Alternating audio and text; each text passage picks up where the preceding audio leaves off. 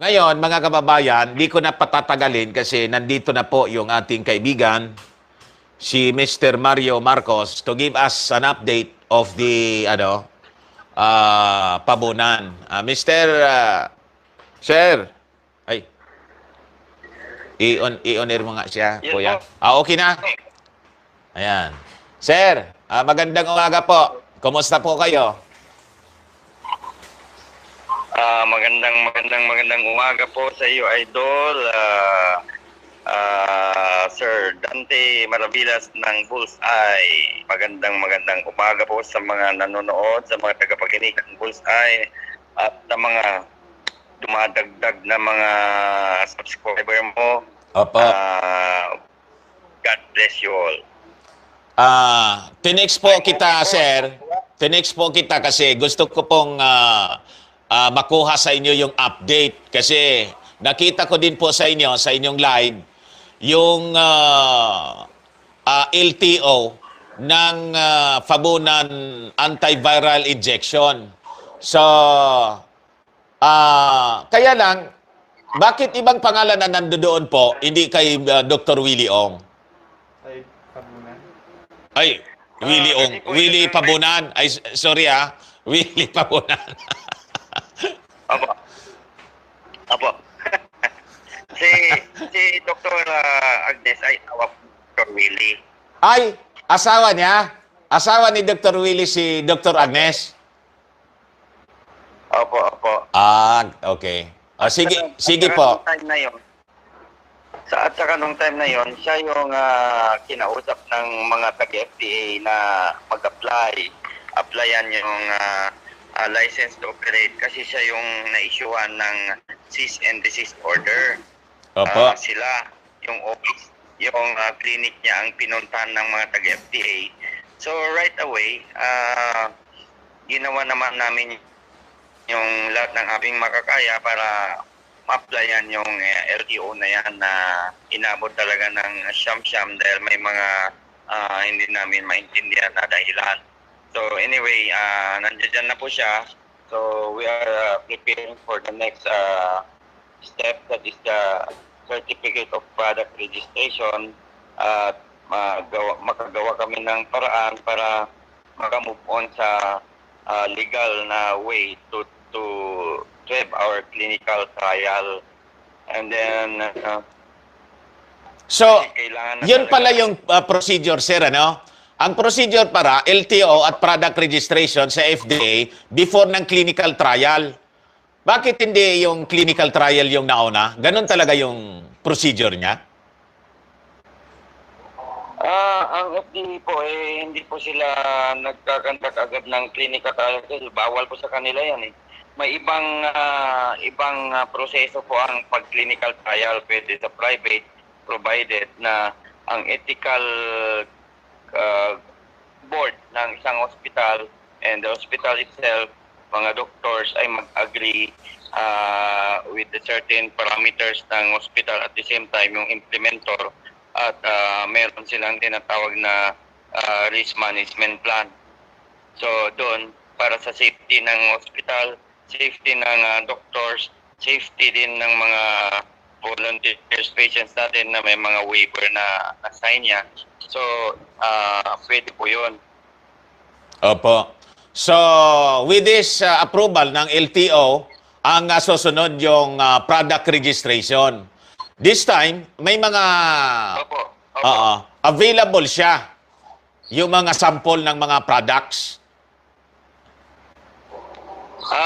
Available na siya.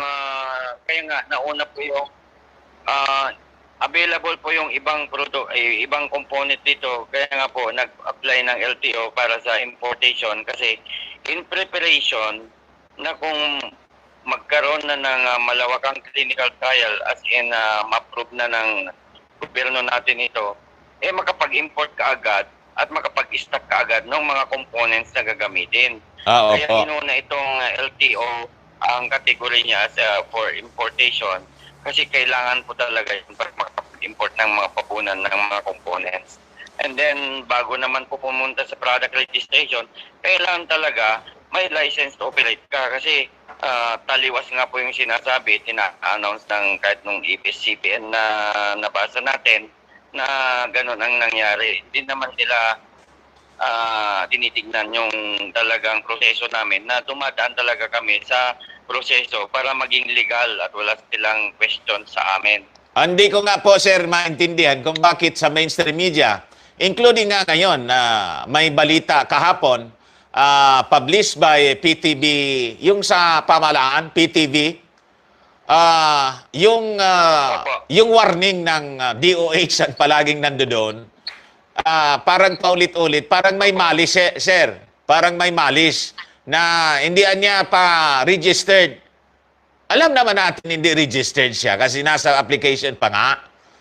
And warning the public Opo. of the use ng Fabunan antiviral injection.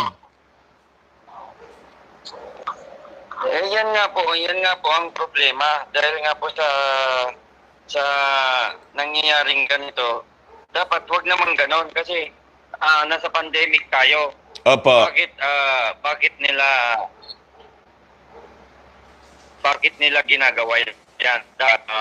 Ang mga ahensya ng gobyerno na yan, DOH, FDA, DOST, makipagtulungan sila, accommodate nila yung mga available, may mga na invention ng local na makipagtulungan sila, tulungan nila talaga, supportan nila. Kasi ang hinahanap natin dito solusyon. Yun nga po, parang baliktad, sir. Kailan hanggang Yun nga po, sir, parang baliktad yung ginagawa ng mga agencies na to doon sa objective at sinasabi ng ating Pangulo na may reward nga siyang ibibigay yung sino mang makadevelop ng gamot, 50 million. Yung bago, bakunaan niya, 20 million. So, with this, yung injection na na-develop ni Dr. Fabunan, pag in-interview yung mga taga-DOH at saka taga-FDA, parang may difficulty sa kanila na makikita tayo kasi instead yung makita natin yung support, parang sinusuppress. Di ba dapat silang dapat na gumawa nito, mag-initiate ng move para mapadali yung pag-develop ng gamot kasi that's the order from the President. Di po ba, Sir Marcos? Yes po, especially this time during this pandemic, nagkakandara pa nga ang mga iba't ibang bansa na magkaroon ng solidarity trial at talagang naghahanap ng gamot para solusyonan ito. Now we have in hand, tested na sa lahat ng levels, matanda, buntis, bata, tested na itong antiviral na to. And now, they're very sure that it can help na talagang makapagbigay ng solusyon sa krisis na pinagdadaanan natin. Ano ba ang rason? Bakit? Natatakot ba sila? O ano bang gusto nilang mangyari? Bakit ayaw nilang subukan? Ayaw nilang subukan ito.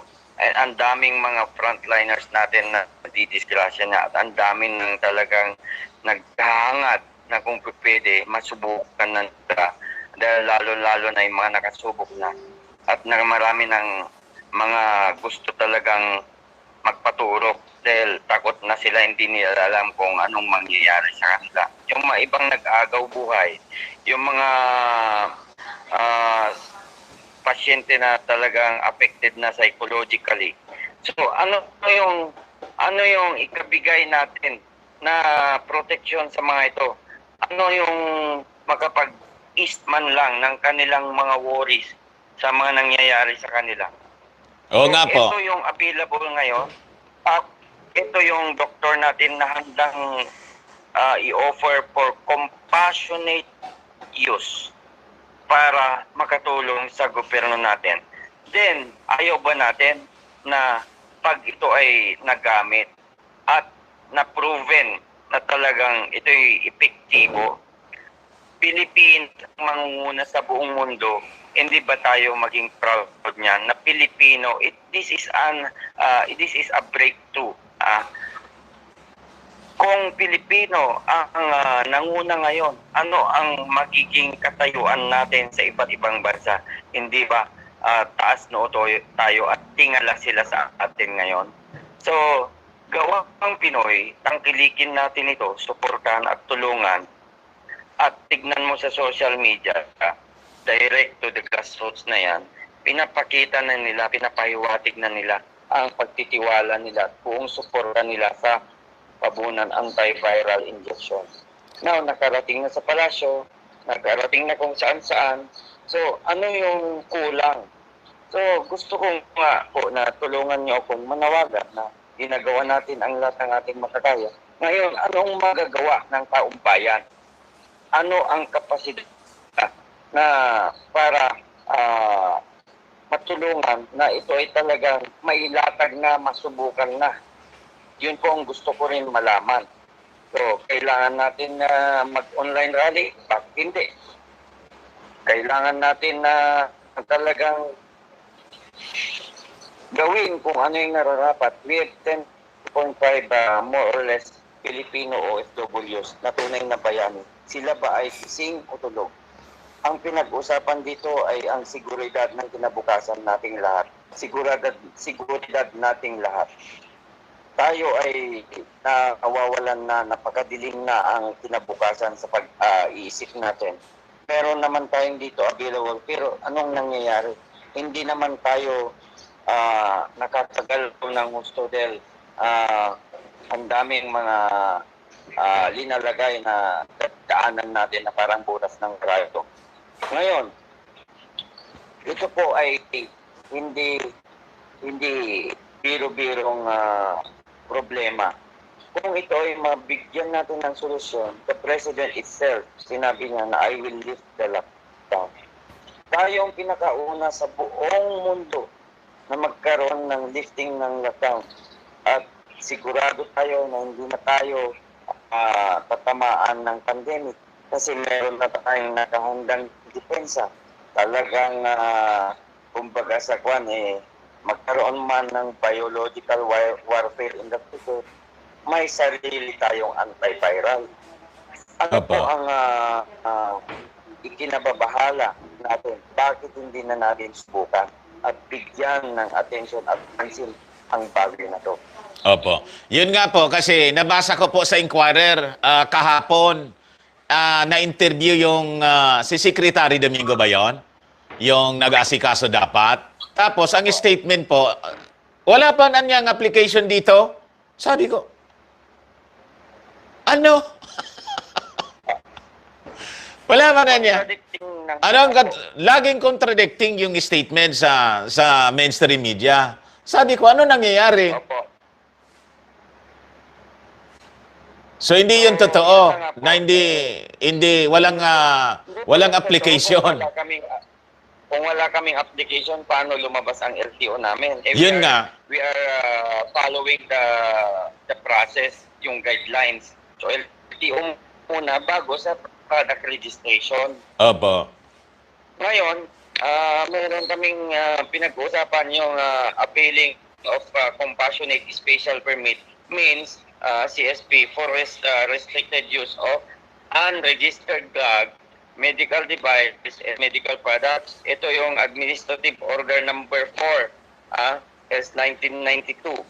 So, compassionate special permit for restricted or unregistered drug and devices product. Special permit signed by the FDA Director granting a specialized institution and a specialty society the privilege to avail of an unregistered drug and device product to a certain licensed establishment for a certain kind and type of patient specific volume and period. Ito po yung kwan niya. May mga kwan po kasi ito condition. Opo. So, ang condition nito ay kung talagang ito ay sa panahon ng nagkakaroon ng mga HIV, cancer, yung life-threatening conditions, So we consider this life-threatening conditions kasi pandemic po ito. So I hope dito kami papasok para mapabilis kasi we are running out of time, Idol. Opo. Nakakatakot ang maging epekto nito. Lalong-lalo na yung ngayon sa Hong Kong kahapon talagang nag-total lockdown na naman sila, extended at no in, no out na. Yung mga Hong Kong people, they cannot go out anymore, even China territory, China boundary. And the Chinese people cannot enter the Hong Kong. Kung yan ang mangyayari, I believe ang Pilipinas talagang mas lalo na magkakaroon ng problema. Nauubos na ang pondo natin. Opo. Nagkaroon ng problema sa distribution. Yung amelioration program natin talagang tinatamaan na ng gusto. Madideplete po tayo. Oo. Anong magiging epekto nito? Maiipit ang taong bayan, ang sambayan ng Pilipino. So, ang kailangan nito, masolusyonan. Ang solusyon na binibigay namin ay hindi naman po mahirap. Kami po ay nagsasakripisyo sobra-sobra na napupuyat na naghihintay ng opportunity every moment, every second na kung kailan kami pwedeng makaharap ng ating mahal na presidente para mapakinggan kung sino man ang mga expert dyan para magkaroon ng collaboration, deliberation in between pabunang doctors. Tinitignan lang kasi nila yung individual drug. Hindi nila tinitignan na pag nag-mix ito, ano yung mechanism of action. Bakit clinically na antiviral dyan? Dumaan ito ng katakot-takot na research and development. Dumaan ito napakatagal na proseso sa pag-apply ng US patent, 13 years. So hindi po ito biro-biro ang pinagdaanan nito. Invention po ito ng sariling atin. At bigyan natin sana ng break na ito na yun. Ito na yun, alam namin. We are very confident, 100%, na ito ay makapagbigay ng solusyon sa sambayan ng Pilipinas. At hindi lang dito, sa buong mundo. Opo. So bakit hindi natin subukan? Subukan na. Pagbigyan. Challenge to sa government natin. So pwede kaming sumabay sa clinical trial. And we will guarantee na magkakaroon ito ng positive result at hindi po kami mapapaya. We are willing of any repercussions or any consequences of our deal, our challenge with the government. So, after po nitong LTOs, kasi nandiyan na, no? Yung LTO, yung, ilang araw pa yung ilang araw or weeks ang hintayin natin para doon sa product registration? According to them, kung yung talagang normal process, 3 months to 6 months. 3 to 6 months. Medyo matagal-tagal pala. Opo. Opo. Matagal-tagal po. But with this compassionate special permit for the unregistered use of unregistered products, I think ito po yung dito kami papasok para mapabilis. So, within 6 months, pwede siyang i-mass produce po para magamit ng ating mga kababayang Filipino na infected? Pwedeng less than 6 months dahil meron administrative order na yung compassionate special permit sa mga unregistered drugs sa FDA. So pwede po dito kami pumasok to shortcut everything.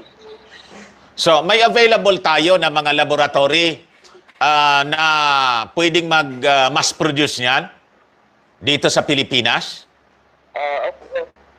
Of course, with the special power of the President, pag ito ay talagang kinakailangan, we can tie up with our local laboratories na with the presence of our inventor, our doctors, sila ang mag-administer ng processing and everything. Opo. Pwede po yan. then we can do it in cluster by cluster or phase by phase para hindi magkaroon ng panic ang mga tao. So, nasa pag-usap na po yan. Of course, makipagtulungan yan ang DOH natin, iba't ibang ahensya ng gobyerno natin, ang malasakit center natin, nandiyan na po na yan, talagang collective efforts na yan, saka integration na yan ng mga iba't ibang departamento. Yun po ang alam namin na maging sistema para systematic. Then we can address it very fast yung pandemic na ito. Once Opo. na nalis, then our economy will start to rise, and then it will start to normalize the living of every individual in our country. Bakit hindi natin bigyan ng pansin ito?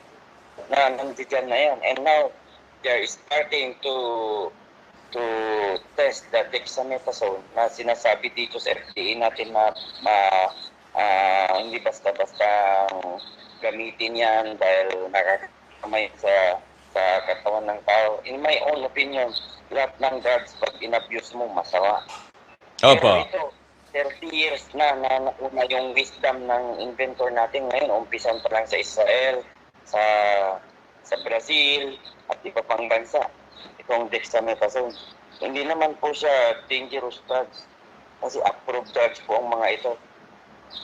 Opo. Anyway, yung infections po, halimbawa, dito sa ating bansa, yung mga infected, that I think mga close to 8,000.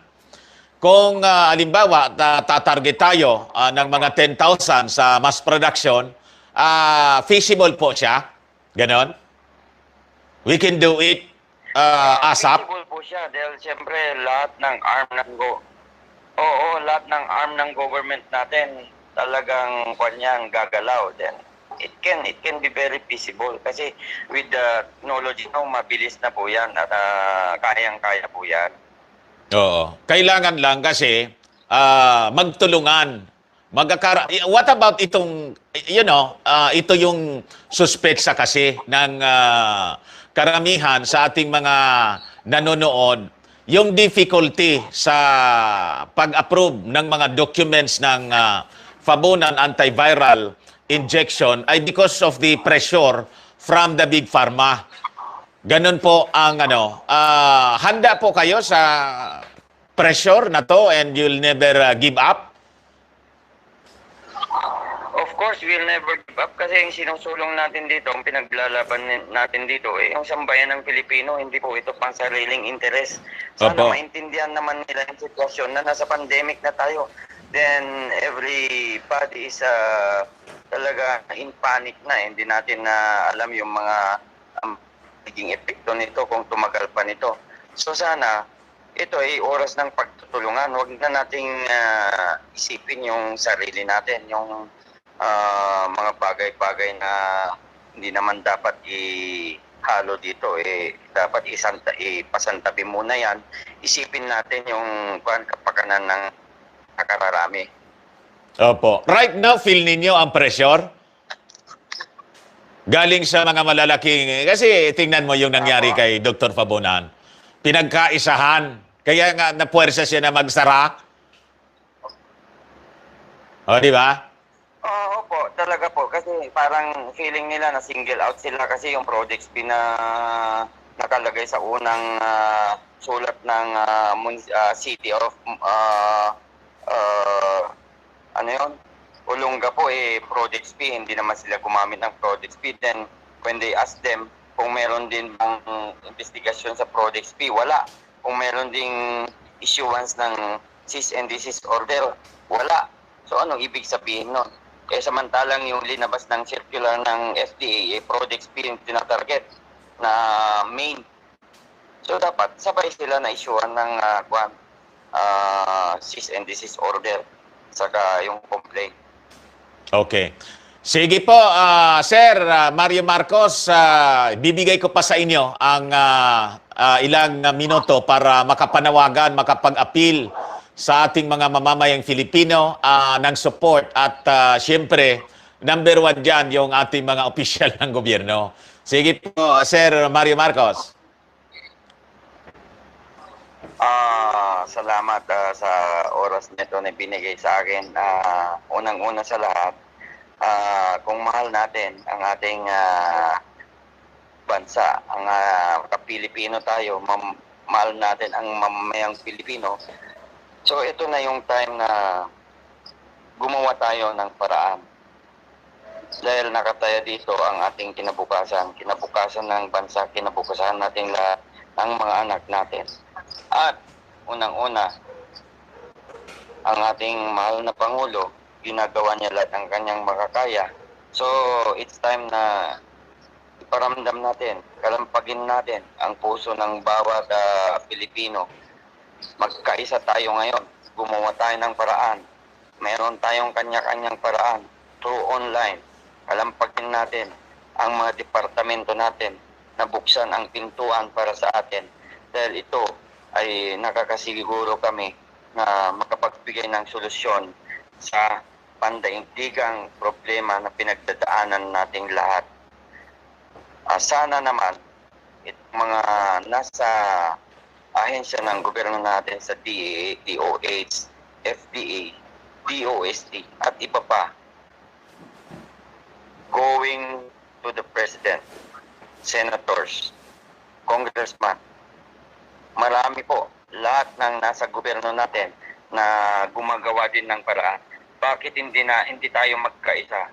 Walang masama kung subukan natin ang papunan antiviral injection. Ito lang ang available ngayon antiviral na pwede natin subukan at bigyan natin ng tsansa. Kung ito ay maging isang solusyon, then sino po ang unang makikinabang? Tayong mga Pilipino, ang bansa natin.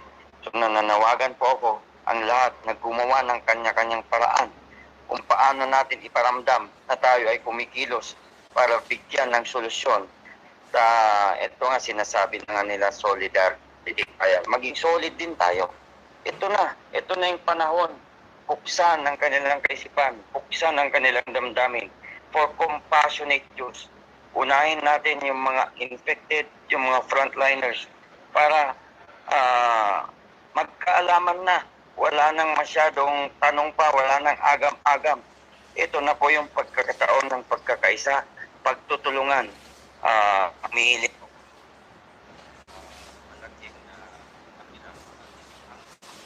Nawala. Tayo po ay talagang makabayan. Naputol ko ya. Yung... dali lang, sir, ha? Ha? Ha? Yung volume niya? Yan. Bumalik na. Sige po. Okay po. Ang ating mahal na Pangulo Rodrigo Duterte, alam ko po na makabaka. I-priority natin po ang sariling atin kaysa sa gawang banyaga. Kung kailan darating yan, hindi natin alam. At yan ay for experimental pa. Ito po ay nandito na, gawang Pilipino. Kung mahal po natin ang kababayan natin, mahal na Pangulo. Ito na po. Ako po ay talaga po ang apila sa inyo. Sir, yung kwan mo yata, nagalaw yung microphone mo, sir? Nagalaw? Oo. Sige. Opo. Mahal na Pangulo, sa iyo po magmumula ang dikta na ang pabunan ay bigyan na ng pagkakataon na subukan. Yan po ang aking apila, mahal na Pangulo, sa iyo. Subukan natin at magkaalaman na pagkat ito po ay talagang iyong hinahanap, solusyon. Hindi po kami interesado sa anumang mga pabuya pagkat ang gusto lang po namin ay makatulong sa ating pinagdadaanan, masolusyonan na ang problema natin dito sa bansa natin. Mahal na Pangulo, hindi po ba napakaganda na pag tayo ay nanguna sa buong mundo, tayo ay nanguna sa pagbigay ng solusyon ng pandemic na ito, hindi po ba na tayo ay titingalain ng karapit bansa natin dahil tayo rin ay makapabigay ng solusyon sa kanilang mga problema. Yan lang po ang aking apela sa iyo, mahal na Pangulo. Sana pakinggan mo, pailalim natin ang ating puso at isip na unawain kung ano yung talagang hinain namin na kami ay talagang ang willingness ng mga doktor natin ay tumulong at kaloob ang kanilang nalalaman para tulungan ka na solusyonan ang pandemic na problema ng bansa natin. Sige po. Ang ating mahal na Senator Bongo, Mm. nagpapasalamat ako sa mga tulong mo at lagi kang nakaantabay sa mga pagpapalo up ng aming mga application. Salamat po sa lahat ng naitutulong ninyo. Mabuhay po kayo. Okay. Maraming salamat po, sir.